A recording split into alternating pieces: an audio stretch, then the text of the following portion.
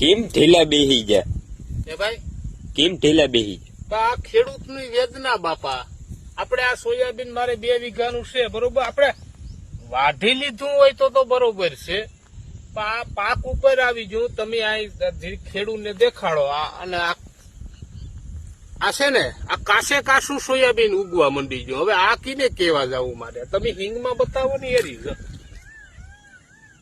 આ લગભગ હિંગુ ઉગવા માંડી ગયું, કારણ કે 7-8 દિવસથી આ વરસાદ સતત ચાલુ રહ્યો ને, એમાં સોયાબીન ઉગવા વર્ગી ગયું. આપણે આને પાથરે પાડી દીધું હોય અને ઉગે તો ભાઈ બરોબર છે, પણ હવે આ ઊભું ઉગવા વર્ગી ગયું. આનું મારે કીને કેવું? હે, આપણે સરકારને પણ કહીએ કે સેટેલાઇટ ની જે બધું મશીન થી સર્વે ને કરે, તો આ ખેડૂતને અટાણે તમે જો આવી નુકસાની છે, તો આનું સર્વે કરાવો ને બાપા.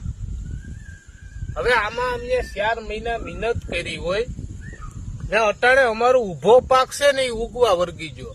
હવે આ તો અમે ભાઈ અન્નદાતા છે, અમે સહન કરીએ. હવે આમાં કીને કેવું યાર? હાવ થાકી જાય યાર.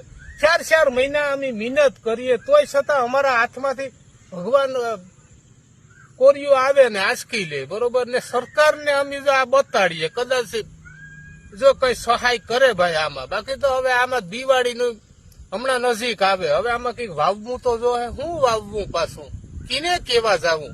30 વર્ષથી અમે વાહામાં ટબુડી ખખડાવીને આગળ મોકલીએ. એને હું વિનંતી કરું કે બાપા સર્વે તો કરાવો ગીર સોમનાથમાં. અટાણે ખેડૂત બધા હેરાન છે, એક નહીં બધા હેરાન છે. સર્વે તો કરાવો આમાં. આમને આમ રહે ને તો ખેડૂત પાયમાલ થઈ જાય. મારું તો આ કહેવાનું છે, સમજી જા તમે. બિયારણ લેવા જાવ ત્યારે ડબલ ભાવ, ને આપણો માલ તૈયાર થાય. આમાં તૈયાર થાહે કે નહીં